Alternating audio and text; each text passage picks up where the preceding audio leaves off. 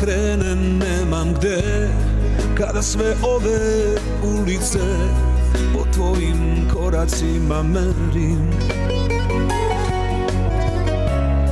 Ko bi na grudi privio svo ovo moje sivilo, kad sreću ne umem da delim, snove sam davno prodao.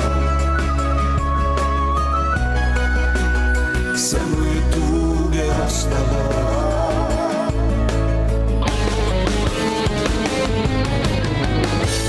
Jedino moje milo, nikad mi teže nije bilo.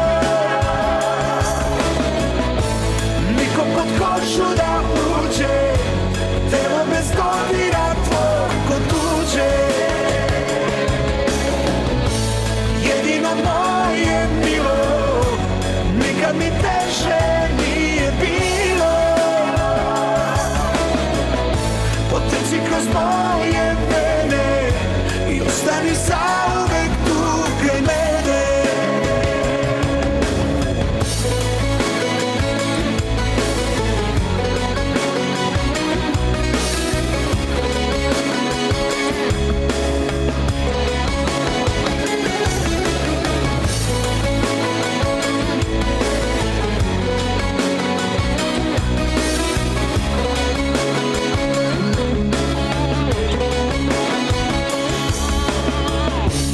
Sve posle tebe, sve je laž, ko da od srca otimaš, u zoru lagano izblede. Kada zaboravim na to, neki dodir kao tvoj, opet me pijano zavede. Snove sam davno prodao. Samo je tuge ostalo.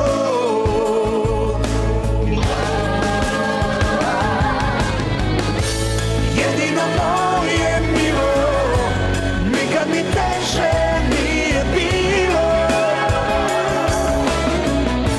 Nikom pod kožu da uđe, telo bez dodira tvoj kod tuđe.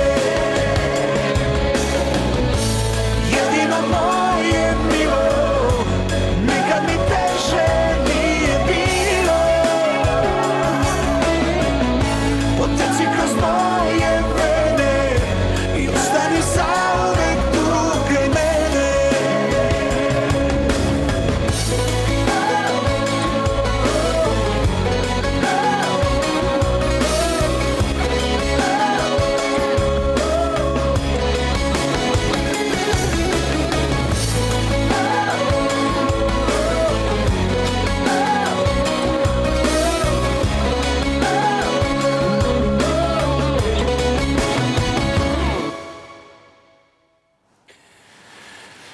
Kao što sam već najavio, Aco Pejović, moj gost. Aco, dobro jutro, dobrodošao.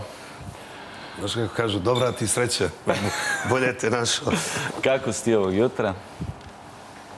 Pa uvek kad dođem u jutarnji program kažem nikako, ako moram da ustanem ovo doba, onda nikako.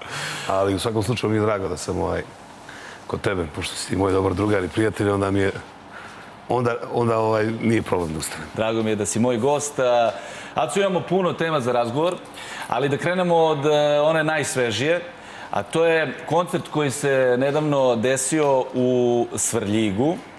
Inače, Svrljig je opština koja ima 14.000 stanovnika. Na koncertu u Svrljigu je bilo 20.000 ljudi. Sad, kako to? Odakle toliki ljudi na tom koncertu? A vidjet ćemo slike kako je bilo. Ništa tu meni nije jasno. Šalim se. Pa šta znam, otišli smo tamo s namjerom, naravno, da se napravi dobra svirka i koncert, ali eto, bilo je toliko ljudi da sam ja bio potpuno u šoku otkuda toliko ljudi u tako malom mjestu. Da. Kažu da su dolazili fanovi iz Bugarske, Makedonije. Bilo je sa svih strana ljudi koji su došli stvarno te večeri da uživamo i stvarno je bilo dobro. Bila je dobra svirka i dugo je trajalo i ja se potrudio sa bendom da sviramo duže nego što inače sviramo, da to bude stvarno dobro i ljudi su zadovoljni i bilo je stvarno super. Da. Polako se približava ono zašto mnogi smatraju da je kruna karijere u posljednje vreme, a to je taj neki najveći koncert u Beogradu. Konkretno mislim na koncert u Beogradskoj areni. Hoćeš da predstaviš? Kada? Kog datuma? I jel su pripreme počele? Pa pripreme su krenule onako lagano, ništa sad nešto preterano, ali datum koji je zakupljen u Beogradskoj areni, to je 19. oktobar. Tako da to je u planu i za to se sad spremamo, pa ćemo da vidimo. I sad, kako koji pevač pravi koncert, kaže to je do sada neviđeno, sprema se spektakl. Ja nisam od tih, nisam nikad pričao o tome i nemam namjer da pričam o spektaklu ili bilo čemu. Obećavam dobru svirku i obećavam puno pozitivne energije te večeri. Kad se dođe u arenu, onda ćemo vidjeti da li je spektakl ili ovo ili ono nebitno. Bitno je dobra svirka i dobra energija. Mislim da je to ono što ljudi očekuju i što hoće. A sad spektakl, trapezi i razne. Jel se spuštaš sa plafona ili... Ma ne, to vam posle. Samo dobru svirku i puno pozitivne energije. Sad, u svakom slučaju, da ćemo se potruditi da scena izgleda dobro, da bude i tu ljudima atraktivno i za vidjeti i pogledati, tako da mislim da nema potrebe da sad pričamo, opet kažem, ni o kakvim trapezima, ni spuštanjima s plafona, ni izlaženja iz bine, ni bilo čega. Biće urađeno kako treba i bit će sigurno dobro, tako da... A prethodnih godina si, ajde kažem, tako ispipavao teren. Da li ti možeš da napuniš arenu? Da li sam ja sad to tako dobro shvatio? Ne znam.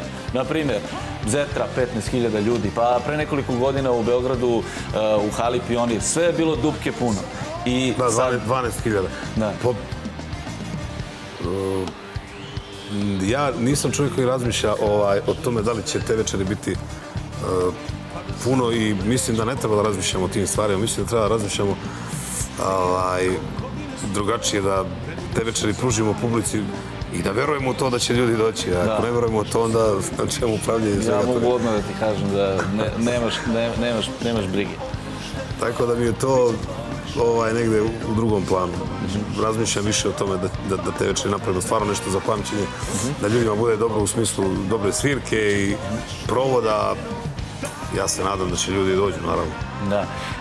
Ovo leto je za tebe pakleno u smislu da imaš toliko posla da, evo, ti si poslednjih 15 dana svako večer nastupao i ovo ti je jedini slobodan dan i hvala ti što si iskoristio da dođeš kod mene u jutarnji program i onda nastavljaš dalje. Da se nisi zahvalio, da, pa ovo je prvi dan posle 15 dana da sam bio kući i da sam slobodan u stvari jučešnji dan, današnji već radim, večera sam već u Sjenici, ne znam, sutra u Srebrniku, preko sutra opet negdje u Bosni, Trocadero, Maximus Trocadero i od 20. tamo krećemo na kolektivni odmor.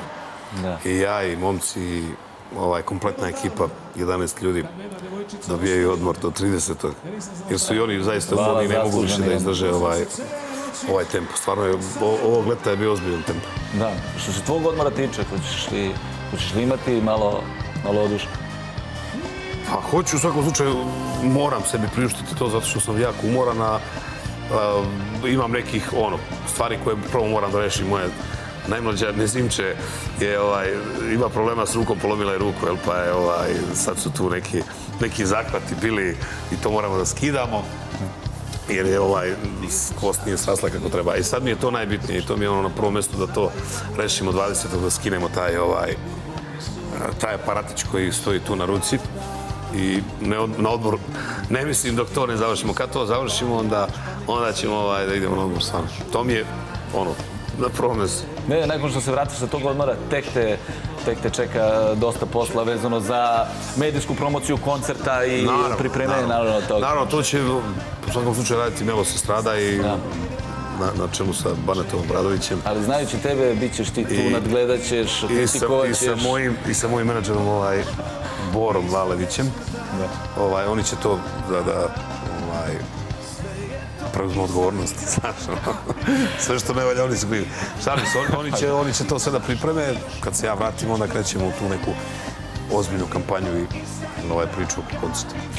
Pesme sa posljednjeg albuma su se uveliko zavrtele. Hit broj 1 bez ikakvog komentara i je pesma Oko mene sve. Da. Ja sam bio u Budvi par dana i bio na jednom tvom nastupu. I prosto se vidi kako ljudi reaguju na svoje pesme i kad krene... Baš je onako prihvaćena i sjajno je prošla i nije u zadnje vreme nastupima uvek prvu krenemo s njom. I taj prvi moment kad kreneš Oko mene sve, to je već knockdown. Tako da je super, baš je dobro prošlo. Sad ćemo vidjeti spot za tu pesmu. Samo mi reci, vidjet ćemo kadrove, neke interesantne kadrove, koji grad je u pitanju i... Spot je radio Haris Dubica. Dobro. Grad je moj rodni grad Prijepolje. Iskoristili smo njega zato što su me uvek nešto... A zašto nikad ne ubaciš sad? Znaš, ja kažem ubacit ću. Tako da to su neki iz tog helikoptera snimci grada, što je meni posebno drago da negde se odužim tom gradu koji mi zaista puno znači, grad u kojem sam rođen i nisam baš puno vremena proveo, one najljepše dane do osnovne škole sam proveo i posle toga sam otišao. Tako, ali mnogo dugujem tom gradu i tim ljudima. Jednostavno, to je nešto što čovjek ne smije da zaboravi. Jesi pravio neki veliki koncert u svom rodnom gradu? Pa nikad neki veliki koncert. Sad je skoro bila jedna dobra svirka na međuopštinskim sportskim igrama koji se održavaju. Ovo su bile neke 50. jubilarne. Pa je bio jedan koncert gdje je bilo više pevača i super je bilo. I dobra atmosfera i puno ljudi. To je grad koji je izbacio mnogo, ne znam, i pevača, i sportista, i raznih iz drugih oblasti ljudi koji se postali uspešni. Sada slušamo jedan od najvećih hitova leta ove godine i da vidimo kako izgleda Prijepolje iz helikoptera.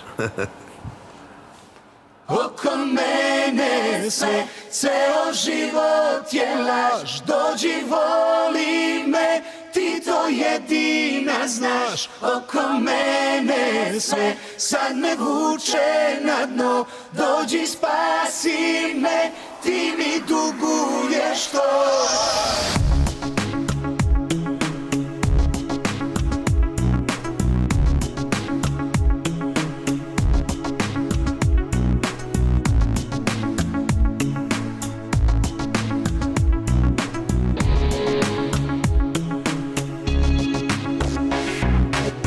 Mamuran dođem kući pa spustim roletne, živim ko vampir, ne dam suncu da me sretne. Još jedna noć u lažnom raju iza mene, i skupo vino i ne tako skupe žene. Oko mene sve, ceo život je laž, dođi voli me, ti to jedina znaš. Oko mene sve, sad me vuče na dno, dođi spasi me, ti mi duguješ to.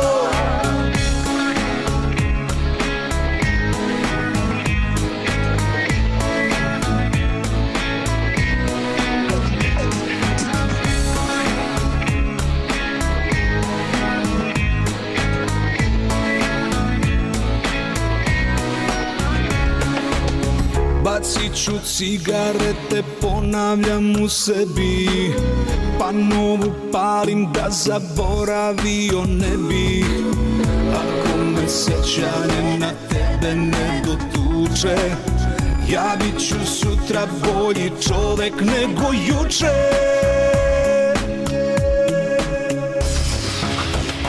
Oko mene sve, ceo život je laž, dođi voli me, ti to jedina znaš. Oko mene sve, sad me vuče na dno, dođi spasi me, ti mi duguješ što.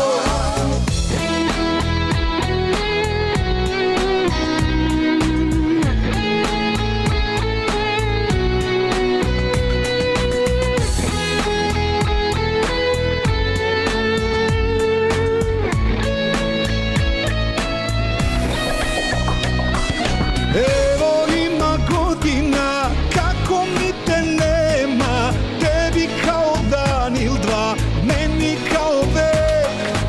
Ko te noću pokriva, ne bila mu verna, moja bolest bila si, sad mi budi lek. Oko mene sve, ceo život je laž, dođi voli me, ti to jedina znaš. Oko mene sve, sad me vuče na dno, dođi spasi me, ti mi duguješ to. Dok ste vi slušali ovu pesmu, Aca mi je pevao novu pesmu, koja će tek biti snimljena. Do Arene 2 singla, je li tako? Tako, jedna onako srednja pesma, lagana. I jedna nova koju je Braja već spremio, nisam još uvijek čuo, ali koja će biti brža. Da. To je čisto to da malo... Inače, Braja je pisao i ovu pesmu, je li tako? Oko mene sve, je li tako? Da. To je obrada pesme Demes Keftesej od Nikolasa Papadopoulosa. Hristos Papadopoulos, Nikolas Papadopoulos stvari je radio pesmu, muziku i aranžmana. U Grčkoj pesmu izvodi Nikos Vertis, a u srpskoj verziji izvodi Pejović. Pošto ima onih dušebrižnika na ovim mrežama koji, znaš, Pokro, Ukro i tako je to. Dobro je što ste mi otvorili oči, ovi dušebrižnici. Neka ste mi otvorili oči da znam ko je pesmu ranije peo. Jeste. Sad kad pogledaš od te neke prve pesme Viđaš li je, druže moj, pa evo, do sada trnovit put. Je li jeste? Pa dobro, jeste borba, ono, i mnogo neprespavanih noći, mnogo rada, mnogo truda, mnogo živaca, novca i svega, ali na kraju se to uvijek isplati u bilo kom poslu, ne samo u ovom, nego u bilo kom poslu, ako se trudiš. Ako se zaista boriš za neko svoje mesto i za neki svoj cilj, onda to bude dobro. I nema greške. Sigurno znam i iskustva mnogih mojih prijatelja i iz svog ličnog iskustva znam da ako se zaista trudiš i boriš za nešto, onda je to ostvarljivo i rešivo. Da. Kad uporediš estradu tada, kad si ti počinjao, i sad kad pogledaš ove neke nove klince koji su na estradi, kako njih možeš da iskomentarisiš? Je li ima dobrih pevača? Ima jako dobrih pevača. Ima jako dobrih tih mlađih, neću kažem klinaca, ali mlađih koji zaista sjajno pevaju. Samo jedna stvar je tu bitna da ne bude, oni se jako brzo, mislim da ih jako brzo ponese ta neka trenutna slava i tih 5 minuta koje dočekaju pa pomisle da sad sam ja, tata sad ja pokazujem šta ću radim. I onda to 5 minuta vrlo brzo prođe pa te onda klepi po glavi pa se vratiš tamo gde si bio, onda kažeš gde sam bio, šta sam radio, bio sam tu, a evo me sad se vratio. Bitno je samo da ih ne ponese ta neka trenutna situacija, atmosfera, da ostanu onako kakvi jesu, kakvi su bili i da se bore, naravno. A vremenom će doći na neku poziciju i na neko mesto koji ih sigurno očekuje ako su kvalitetni, ako su dobri. Da. Tako da, ali sigurno ima mnogo kvalitetnih i dobrih pevača, mladih koji će sigurno, biti ozbiljna budućnost srpske muzike, što narodne, što zabavne, tako da... Pa ne, i kroz upravo te show programe tipa Zvezde Granda, evo sad kreće X Factor, pa ne znam, Voice, vidi se da Srbija zaista, odnosno ovaj čitav region ima ozbiljan potencijal. Ozbiljan potencijal. Samo što, eto kažem, samo što mislim da to sve se desi toliko brzo tim mladim ljudima, ne prođu tu neku školu koja je, po mom mišljenju, jako potrebna. Da prođeš, ako se baviš tom nekom vrstom da prođeš tu neku kafansku priču. Ne mislim sada da je kafanovo da mora da odrasti u kafani. Mi smo odrastali, ja sam odrastao i meni je to super. Stvarno velika škola i sve. Ali moraju da malo to shvate drugačije, da se ne uhvate toga tih 5 minuta koje opet pominjem, da je to sad bitno je, sad sam ja za vas sve. Nego da se bore da ostanu takvi kakvi jesu i da će vreme pokazati njihovu snagu i naravno da uče, da se radi, da se vežba, da... A reci mi da su, na primjer, Zvezde Granda ili bilo ko od ovih emisija postojala kada si ti počinjao, jel bi se prijavio? Pa ne znam, nisam baš siguran. Nisam baš siguran zato što sam ja na tim nekim svojim početcima bio totalno nezainteresovan za ovu stranu tipa popularnosti, snimanja diskova. Mene to negde nije ni zanimalo. Pričao sam u dosta nekih emisija da sam ja uz nagovor svojih kumova i došao da se negde u Beograda i snimio to na njihov nagovor. Mene to negde nije zanimalo. Ja sam radio tada u to vreme to kao bile tezge. Kao i sad, ali drugačije se malo radilo. U smislu da imao si svaki mesec imao negde dogovoren ceo mesec da radiš. I meni to super bilo. To je ono kao dobro zarada bila, dobro provod, dobro živeo, znaš. I onda kad je došlo onda je već to druga priča bila, ali prihvatio sam to i zagrizao i tu sam. I eto, malo po malo i u dosta emisija si pričao upravo o tim svojim početcima. Ja ne bih sada da se ponavljam. Eto, od tih, kao što si rekao, 300 dinara u džepu, eto ga sad Aco Pejović, jedan od najvećih sa 3000 dinara u džepu. Da li je ta valuta ili neka druga? Nije sve novac. Mislim, jeste bitan u nekim stvarima, ali nije sve ni u novcu. Ma neka je u novcu, ti si to pošteno zaradio. Radio si, odnosno i dan danas radiš ono što najbolje znaš i eto ideš samo gore. Ta arena koja će se desiti 19. oktobra. 19. oktobra. Ja mislim da nije to kruna tvoje karijere, da ti možeš još više od toga. Pa nije, ja to jeste negde, ne mogu da kažem da nije kruna karijere, ali mislim da je to negde poklon svim onim ljudima koji vole da slušaju to što ja radim. Ima mnogih onih koji komentarišu da li je neko zaslužio da radi arenu ili nije. Ne bi te stvar, taj ko misli tako neće ni doći i ne mora da komentariše. Onaj ko misli da treba da dođe i ko voli to, on će doći. Ne vidim opšte razlog oko toga komentarisanja da li neko zaslužio ili nije. Pošto sam skoro negde u nekim komentarima pročitao te... A da li je moguće da ti čitaš još uvijek te komentare? Ne čitam, ali slučajno, ne znam gde sam, mislim da sam na moru bio.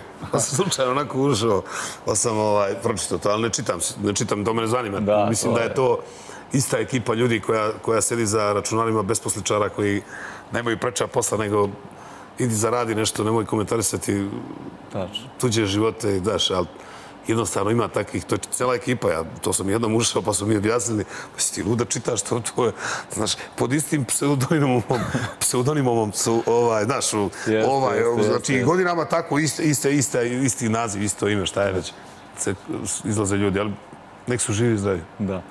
Aco, hvala ti puno na gostovanju. Ja se nadam da se vidimo još jednom pre arene, da onako utvrdimo gradivo i da još jednom najavimo taj veliki koncert. Bog da, ja se nadam. Ja se nadam da će to sve bude kako treba. Naravno, televizija Pink je tu, ja se nadam kao i sve ove godine uz mene. Naravno, da. Tako da, bit će to sigurno, što se mene lično tiče, dobro u smislu da ću dati sve od sebe da bude dobro. Ali još će biti dana da najavljamo to i da pričamo o koncertu. Hvala tebi na pozivu u ovu emisiju. Hvala televiziji Pink i to je to.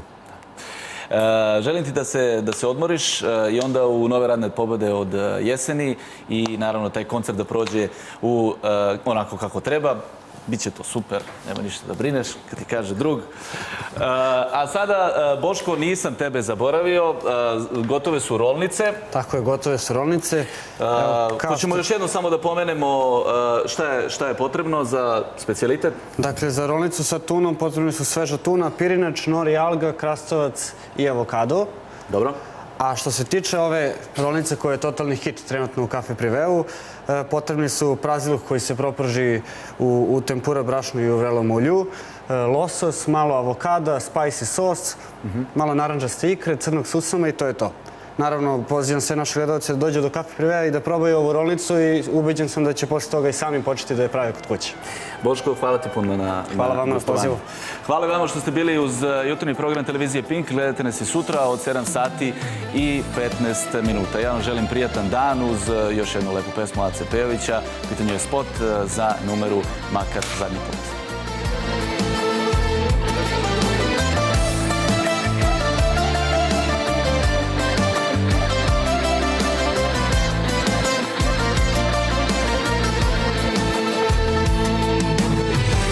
U haljini beloj stojiš ispred mene,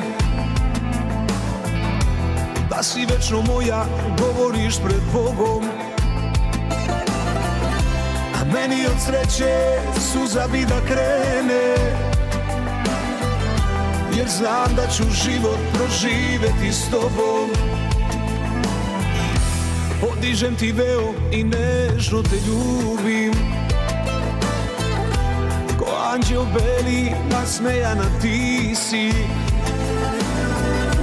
I onda u znoju istog sna se budim, shvatam da odavno više moja nisi. Evo širim ruke ove, još ti duša ime zove, a u srcu večna zima, minut traje 100 godina. Ko led se polako topim, a sutra kad oči sklopim, bar tad dođi, javit će ti ovaj mesec žut, da me vidiš makar zadnji put.